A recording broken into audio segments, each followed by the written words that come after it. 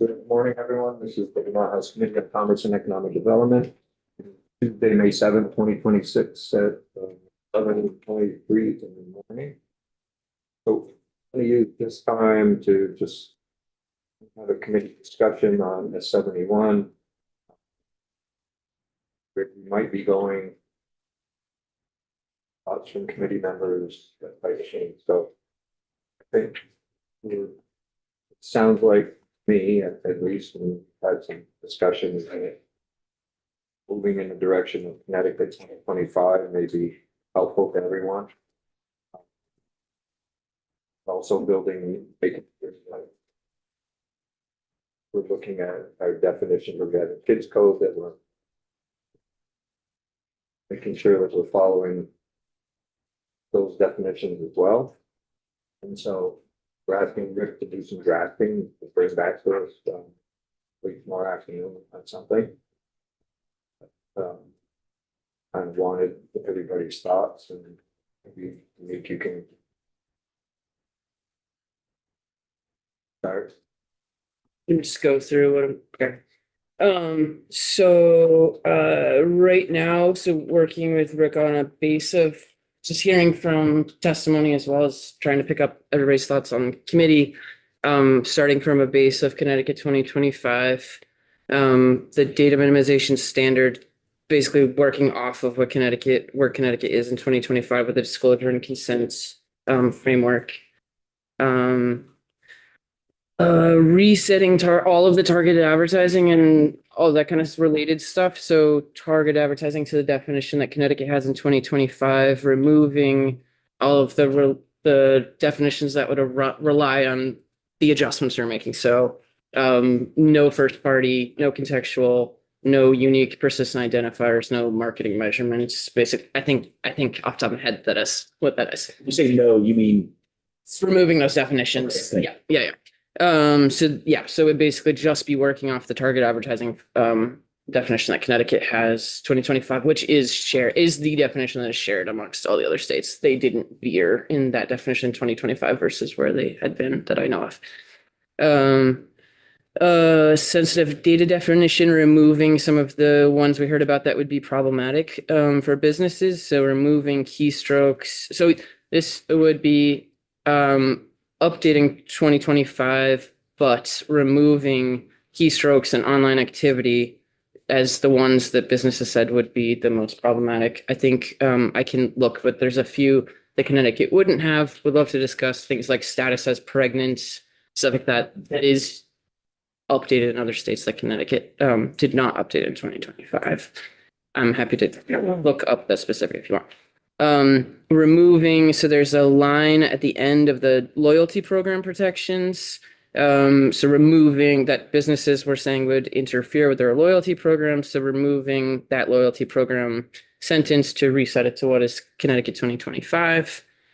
Adjusting the primary HIPAA related data level exemption to copy 121, which is based on, and Herb, I know you're working on something. So if you have other ideas, but right now it is resetting to what we had on 121, which is the HIPAA entities, but excluding the hybrid, the component pieces that you were mentioning. You said 121? Yeah. Okay. Which is what, when I asked them on the record the other day. Yeah. The hybrid is like the pharmacy. It's the ones that don't necessarily completely follow HIPAA. Yeah. Got it. So you're saying 221 already made that distinction between covered Yes. entities Yes. and their Components. designated components? Yes. Yeah. And if you are working on something else. Well, no. We can compare notes. Is that throughout the act, or is that like what you? There's just like one line here. Hold on, let me. I can read it to you. If there's anything that was said that you wanted to say, stop, slow down. Yeah, and I can totally go over shit in more detail for sure. I guess what I'd want to know is what's different in our law versus Connecticut's. Yeah, so should I just keep going? Okay. Okay. I have, You're on your way to finding something that I was curious about. can we, maybe I'll come back to. That'd be great. Which order should I do this in? Whichever- well, Okay. I'm gonna flag coming back to HIPAA. Okay. Okay. So in Connecticut 2025, just so you get something that we have not, has not been heard generally testified, that I just want to make sure you are all aware of, is the 2025 pieces that we didn't have in our draft, because when I pulled over 2025 from Connecticut to be a base, we only were doing it with definitions and the hot button kind of related items. 2025 has additional things like impact assessment updates, transparency updates, the use of data in AI systems, profiling, appealing profile, automated profiling decision-making type stuff by AI systems. So those are in this draft as well. We're basically making a copy of Connecticut 2025, updating all of it. A thing that is different, which I would love to discuss, but is and Rick reviewed it, which is a civil rights protections for anti-discrimination and profiling that is in Maryland. And that's a thing I would personally love to discuss with people and go over. There's a few clarifying pieces from there's like 2 clarifying pieces from Colorado and California rulemaking where they made clarifying adjustments. There's a few clarifying protections that I think we had people who testified yesterday about the relationship. So not only does this bill seek to give guidance to businesses, protections for consumers, but it also has, so you have basically requirements of controllers, so the entity that's like taking in the data and that kind of stuff, and then requirements of the processors, not only to the consumer but also to the controllers. So if I'm a business and I'm using Salesforce or HubSpot or something, my website, that kind of stuff, this not only outlines what I have to required for to run my businesses, but it also is like what Salesforce, HubSpot's, blah blah blah's requirements are to me as a business. And so there's a few contractual clarifiers that more or less protect the businesses from the systems they're using to not be able to abuse the data that they are using the systems for. And I'm happy to go over those. It aligns, we're trying to make sure Third-party obligations? it's processor obligations to the controllers. Well, but a contractor of the processor? Is that? what you're The talking about? processors are like, it is in there's like pieces where it's like the contract that there needs to be, basically it's saying that the contract needs to be clear The from the contract. processor to the controller. Oh, in that certain kind. areas. Yeah. There's just trying to do careful alignment with kids code and the data broker bill to make sure we're not passing bills that are then going to be in conflict with each other. In this one, I have a maintaining the sale of sensitive data and not using sensitive data in target advertising. Reiterating that we have removed online activity and keystrokes, which was a trigger for the business community. I am interested in discussing a private right of action at $1 billion through the underlying Consumer Protection Act, which requires people to prove harms. So essentially, it's one sentence that says it's the AG is solely the enforcement body unless a condition is met, and the condition is a company makes $1 billion or more in revenue, in which they'd have to prove harms if they were trying to use it. Understand if that's not something people want to do. I just would love to have that discussion. And Tony, I'm curious what you think about I just have a note for the data protection standard pieces in particular. Curious about that, especially if we were to attach it just to sensitive data and just to like a large data holder, somebody that holds like 30% of the population or more, or something arbitrary. Anyways, that's it. And I can go back through if people want. So Jonathan, Okay.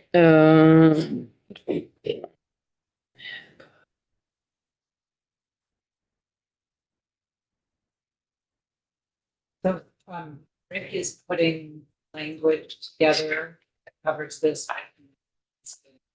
Stretch. And so we're hoping to have language Oh, to review, but this is a good conversation to Okay. have where we can go back when we see the language and say this works, this doesn't work, this, yeah. So Jonathan, currently, as we've had in committee on the draft 2.3, the exemption was protected health information under HIPAA, so it was a data level exemption.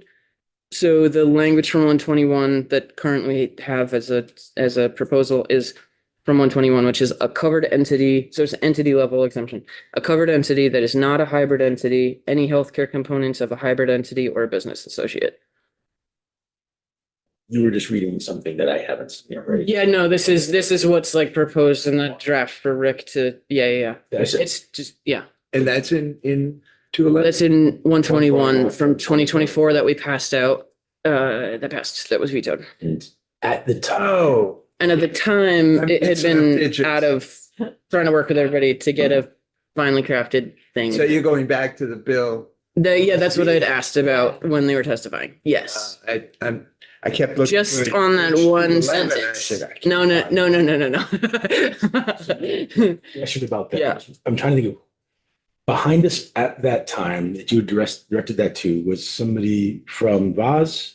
It was, Representing like the small sort of providers, like, and I think there was a third individual representing. we had a whole room full. Yeah. Kevin Green from the medical study, I think is the one who answered it. Yeah. But it felt like it was that just, so would you say that only one of the entities that was testifying that day on, with respect to 71 said that was? I don't know because they were representing a broad coalition, so They. I asked them to clarify. Yeah, we invited all of them. Right. And they said that one person would be speaking for everyone. Well, several of them spoke.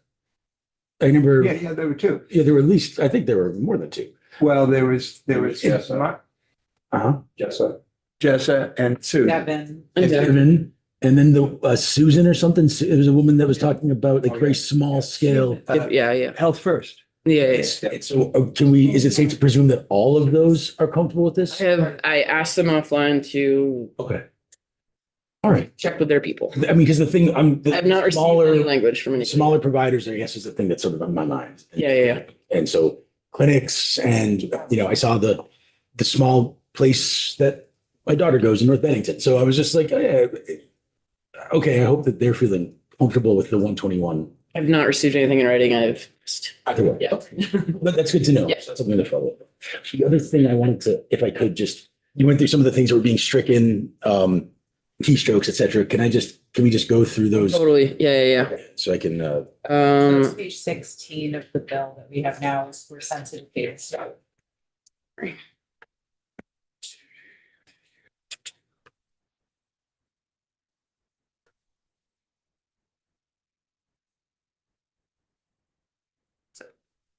I don't have that. You don't have this. No, I was trying to work up highlights of my own stuff. Yeah, so for sensitive data, removing K keystrokes and removing N are the online activities of a consumer over time and across devices, websites, online applications, blah, blah, blah, blah, blah. so K and N. Yeah.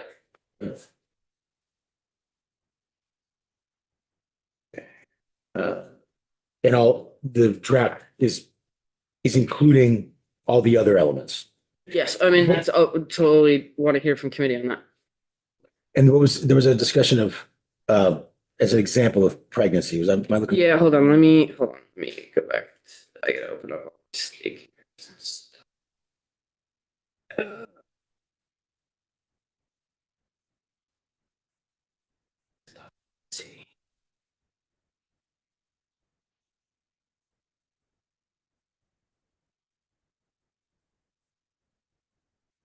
Okay, so if you look at the definition of sensitive data itself, the definition, I'm gonna only say what's unique between what we have and what Connecticut 2025 is. Okay, if that's okay, because that's all I have right in front of me, but Okay.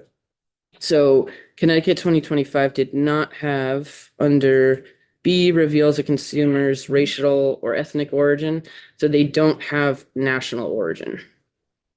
In that same subsection, they do not have where it says religious beliefs. They do not have, we have philosophical, religious or philosophical beliefs. Continuing in that same subsection, they do not have status as pregnant. They do not have income level or indebtedness, and they do not have union membership. And then they do not have is a consumer's tax return or account number, which is E. Everything else is the same. The idea that's what's being proposed is to align it with Connecticut or to add these elements into. Our 2.3 currently has additional elements that I just mentioned. I'm suggesting we leave those. I haven't heard anybody say they don't want those elements protected, but would love to hear from committee if they don't think that pregnancy status, for instance, should be protected.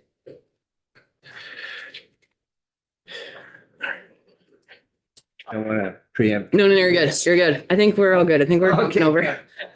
So you touched on one of the issues, which was the HIPAA issue. Yeah. And in particular, I thought there were two sort of categories of issues. One was the hybrid Yep. components and there's a framework for HIPAA entities to designate, say, the retail store or the pharmacy kind of. Yeah. And I want to make sure that we get that right. And I've done some thinking about that, but I'd like to see what you did on that too. Because I think, personally, the HIPAA exemption, in my view, should be directed at, the truly health entities and not their, retail store or whatever. And then there could be other examples. But that's one. And then the second thing I heard from the witness was that there are some entities that are medical practices, Yeah. free clinics or whatever, that are not covered by HIPAA. Mm-hmm. And my takeaway from that was, why would they not have the same type of protection or exemption as the ones that are formally HIPAA? So I'd like to address that. I don't know the perfect way to do that, but I'd like to address that in some way too. Can I ask a clarifying question? So are you saying you do want them to be covered by data protections, or you don't want to be, or you want them to see their data covered like as if it was HIPAA type of thing? I think so. I think I would want them to be exempted from the statute in the same sort of manner that their counterpart that's actually a HIPAA covered entity would be. I'm thinking about the free clinics. I think they mentioned direct providers, for example. Yeah. Subject to similar limitations that HIPAA imposes on covered entities. So that's in that last piece, you're saying we had a version at one point that was like, there are similar entities. So as long as they treat their data as if they were covered by HIPAA, it's okay. Yeah, and maybe not the whole panoply of HIPAA, because that's really complicated and it sort of ties it. There's a lot of I'm gonna need you to craft this, Herb. I'm gonna need you to craft this because. So it just seemed to me that if we were exempting these folks who are HIPAA covered entities in the business is under the law, it seems rational to me that you would want to do so for medical practices that serve the same function. So But the reason that they get an exemption is because they're protecting the data under HIPAA. I understand. So adding an exemption for someone that is not required to protect data. Goes contrary to data privacy. Unless you also include in the exemption a requirement that they have protections for their consumer health data. What kind of protections? What is it? Privacy, security, What standards, though? I think that's a. I know. It just seemed to me anomalous that we would be subjecting, say, a free clinic who's not technically a HIPAA covered entity differently, especially the size of them. I, So I understand it might be a little complicated thing to identify what sort of protections we're talking about as similar protections. I'm just talking about if we're having a broad discussion Mhm. around the things that are on my mind around health practice, healthcare practices. So That can you touch base with Yes. Jessica yeah, and Devin? yes, I can. I also touch bases with. Jill? Hmm? Jill? Yes, I will. And just bring them together and sit down with them I'd be happy to do and that. then have that discussion. Maybe we need a better understanding of how things are working out there so that we feel more comfortable. That's good. I'd be happy to do that. I've also been in touch with the witness. I can't remember Gabriel. What's her name? The woman we had that had Christina. Christine. Yeah. It's Gazelle Consulting, I think. Believe it. Because she seemed to have some expertise that frankly was a little beyond me. And I wanted to make sure that it worked in the manner that I was kind of intending. I think two things just to flag for you to wrap into your conversations is things that could be high risk that have come up in the past. So like crisis pregnancy centers Sure. and other kind of similar nonprofits. And also things like if you start exempting entities that are taking healthcare data, you also need to think about like AI therapy solutions, Amazon health and pharmacy stuff, Walmart pharmacy. Oh, okay. Anyways, According to my device. oh, your device. Okay, I thought you were saying time. Yes, smart devices. This whole realm of I gotta believe it. big tech I gotta believe it. trying to use these exemptions to then serve monetary services. I'm not saying it's simple, but it Yeah. does seem to me.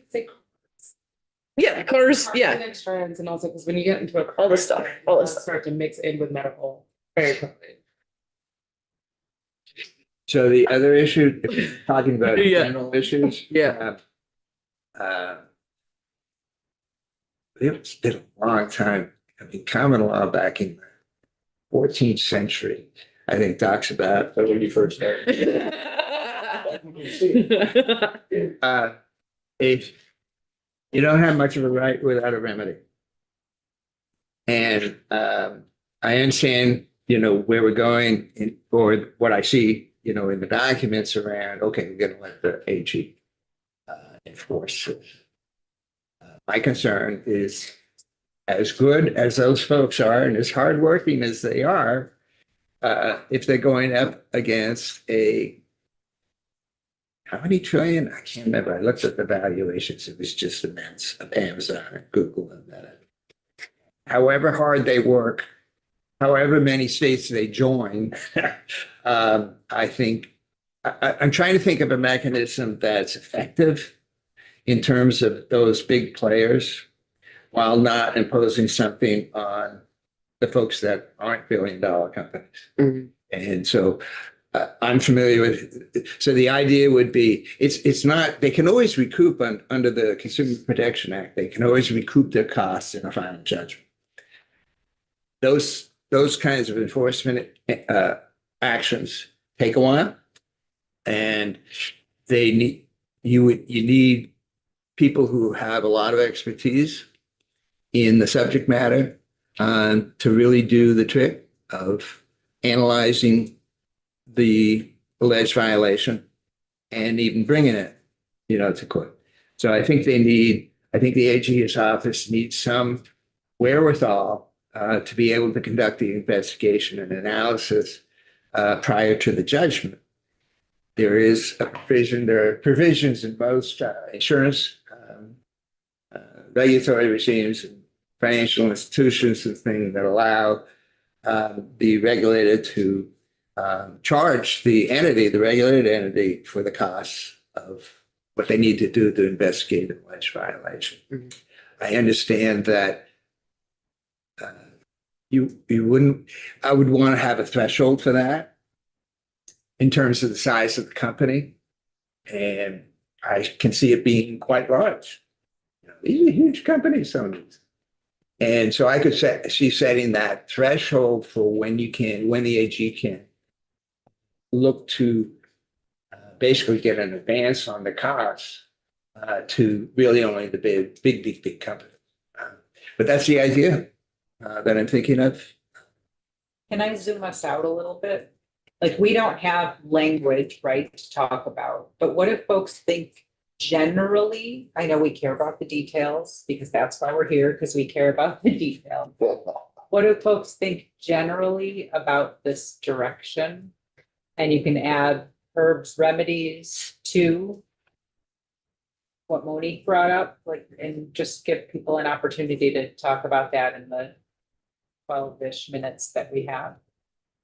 I can condense it down to 12 minutes. Just- I just wanted to highlight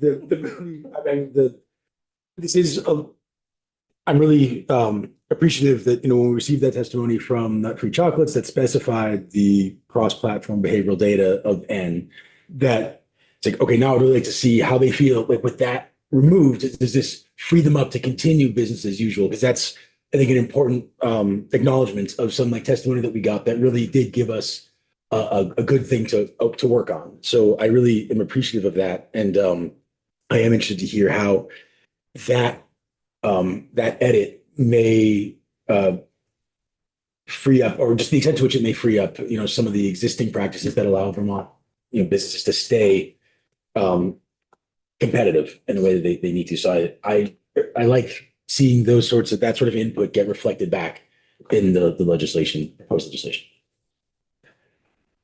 Which issue was that, Gary? This had to do with the sensitive data. We adjusted N, the Oh, yeah. online activities. Yeah, I remember that. And so we heard from a business in Vermont who emailed us, and it said that, this is cross-platform behavioral data that they need to use. So, two things on the pregnancy thing, and I want to expand this out a little bit to even religious things as Yeah, well. yeah. But here's for the pregnancy one. I'll give an example that I think we can all relate to. A young couple finds out they're pregnant and they want to have a baby shower. Well, I don't know about you, but I've had a lot of invites to baby registries where they have a list of gifts that they really could use. And I would not want to have legislation that prevents that. And that would be my concern with making pregnancy sensitive data. Would that now not allow a couple to have a baby shower? No, Okay. yeah, no, I can say that with confidence. Right. The Yeah. second point is on what you and I were talking about cybersecurity. Yeah. And I was doing a little research. It should be NIST CSF 2.0 would be the standard. Okay, It's a pretty low standard. It's a standard, relatively speaking. I mean, it's not the level of Department of Defense. That's the standard, with all of my IT clients. That's the standard I go the with. 2.0. Yeah, which basically says you need to have a plan. You need Mhm. to have a backup. You need to put multi-factor authentication. Okay. You need to apply, in a nutshell, it says you need to apply reasonable protections to the data. Yeah. And I think it should absolutely be required for data processors. I don't care whether you're carrying one person or 100. Controllers, once again, my preference would be, doesn't matter. I don't care if you have one record. All that should be protected. But I'm open there. Okay. Because a lot of controllers, I'm a data controller. Yeah. I didn't write my own CRM. There's another company that does it, and I trust. I mean, obviously, I've done research to make sure I trust but verified that they can handle that.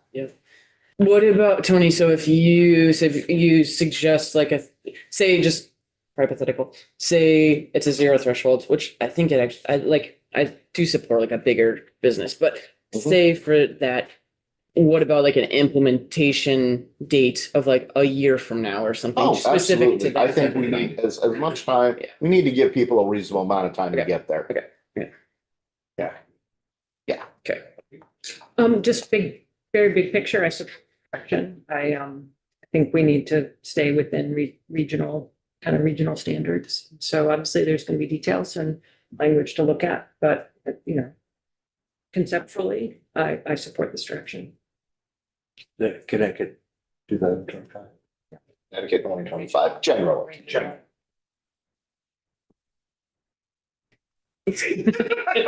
I mean, I appreciate, we're notching it back a bit. I do want to point out that there's only 20 states that have passed privacy laws, correct? 21. Yep. 21. And, for regional, we've got New Hampshire and Rhode Island and Connecticut. And New England, Connecticut's further. New Hampshire is what Connecticut was, and so isn't Rhode Island minus the 25,000. I didn't mean to almost hit you there. So, and then you've got other states that haven't passed anything, which, one of the things that I think that Vermont should do is, again, not lead on this, and Connecticut's laws 2025 haven't even gone into effect, so correct? The updates from 2025 go into effect on July 1st. Right, so we don't even know how those affect the state, and I'm thinking, and the more this conversation goes, I just feeling about how the future is, how things are presented to us. Not presented to us, that didn't come out because that made it sound something different. But our path, right? Like, and I said this in my email last night that I sent to everybody. You didn't see an email? I did. We all have an email. If you confirm. I can read it. Gladly read it. to the rest. Yeah. There's three directions we can go, which I'm glad that we're ratcheting it back. I went to the bottom. You went to the You went to the bottom. bottom. Went to the summary. Yes, which I think that's important for us to know. And I just, this whole conversation, we need to have balance. And I actually think the balance would be S71 as passed by the Senate. It puts us right in the middle of the New England states, right? New York, Maine, Massachusetts. Do they have a privacy law? So I'm happy Do they to have go. one I'm on happy to there? talk about New York, Maine, Massachusetts. Or do they for have sure. one on the record? No, because they're trying So to those fight three, them those to three, weaken and those pass a three- Connecticut version. those three have no privacy law. New Hampshire has Connecticut, and so doesn't Rhode Island. And Connecticut has an updated version that's closer to 2.3. If we were to pass S71 with modifications to include language that accommodates for kids code, which I supported heavily. And I lobbied people for that, took cuss words in the Cedar Room over it. I think that is the best route for us to go. I just, the more push on this, the more I feel that that is the right direction to go.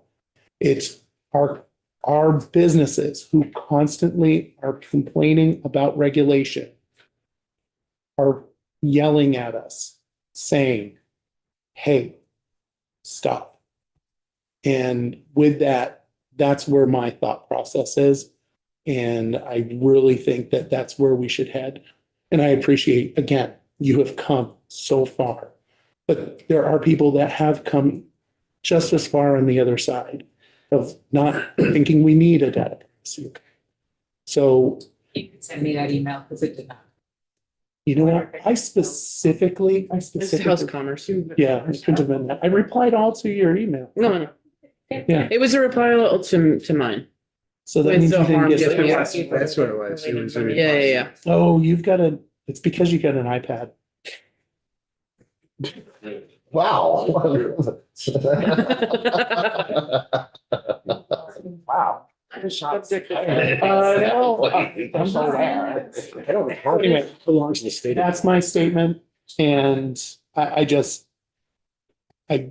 think I appreciate all of it. I just don't think our businesses are ready for this. They're not gonna pay for, Well, I hope, I sure hope that a lot of our businesses are ready for it. If they're, especially if they're doing business outside the state, they have to be compliant with the other states, so I think they're ready for it. They're gonna. I think our really small ones may not be ready for it, but I think what we are going to craft, I think next year, we're already talking of making sure that there's money in the budget for technical assistance. That in this bill, that there will be an 18-month implementation before it goes live, which gives everybody plenty of time to start educating our business community about how this is going to work. And I mean, in my thinking, is that why would we? Because New Hampshire and Rhode Island determines that they're satisfied with Connecticut original. Why do we have to be satisfied with that for our consumers? Why can't we at least have our consumers have the same protections that Connecticut 2025 has? Top of that, if we have an 18-month implementation, we're gonna know how Connecticut's works. There's issues, we have 18 months to fix it. So I want to make sure that our businesses can comply and that we're not overburdening them, and I don't believe that we are with the changes that we're making. And if there's some other things that we need to tweak, then I'm all for that. But to just say that 2023 or 2022 Connecticut is fine because New Hampshire and Rhode Island have it. I don't think we're being fair to our consumers. and listen, it's a difference in of opinion, right? And at the end of the day, I've had this conversation with everybody here before. At the end of the day, when I vote no, it is what it is. Yep. I'm stating where I am on this. I don't hold the same beliefs on it as others in this committee do. And I just think that I really think that our best course, our surest course to get from here to the governor's desk to the law is by going by S71 as passed by the Senate with the modifications with kids code. Bert? I was, that was an rant. What? No, mine was a rant. Emily, go ahead. Okay, so I had a jet. I understand. I hear in some ways like what you're saying. I think the thing that I get stuck on is that Connecticut instituted the law and saw fit to make adjustments in 2025. So if they felt that need, then it means that there is something that like wasn't totally great with 2023 that needed a little bit more beefing up or realignment. So I'd rather, if we are gonna go forward, to line ourselves up with where they're at now. I am happy about this direction. I think that lining up with our regional neighbors is a helpful thing, especially for our multi-state or multinational companies based in Vermont. As a small business owner, I understand that like even I would be swept up with some of these things, but I want to ensure that our environment, our data environment that is so critical for just getting basic services is actually like robust, it's actually clean, it's actually, providing the correct information, and that we don't have subpar information going out into the world, into an AI-driven world that can make inferences and deny you service based on those inferences. When I think back to kids code, I want to fight for adults as much as I want to fight for kids, because adults are attached to children. Their future, their information also matters. So yeah, I think it's important to fight for adults too. I would just say, I mean, my support comes from taking testimony from the business community, it seemed to me like that's something they were willing to live with, was Connecticut. Which version? That's what I just said. Well, we're gonna take more testimony, I'm sure, so we'll get clarification. Can I just add a little piece to what you were talking about in terms of next year and, or whenever, making sure there's outreach and, education and stuff like that. I think that guidance from the AG and safe harbor stuff would be helpful. I know they're reluctant to do that. If I were in their shoes, I wouldn't want to have to write things that I would then have to be bound by. But I think in this environment, it might be really helpful for them to do that if they have the resources and all that. Because I think it would give some comfort, especially for some of the businesses that aren't so familiar with the ins and outs, to say, okay, if I follow this around this particular issue, I'm okay. Yeah, I also want to concur. I'm very excited about the technical assistance. I think it's really, like, we want our small businesses to also be able to meet the mandate. And that's something that I think we included in 121. Yeah, small business law center. Yeah, so. Yeah. I think that's something that will, needs to be a Definitely.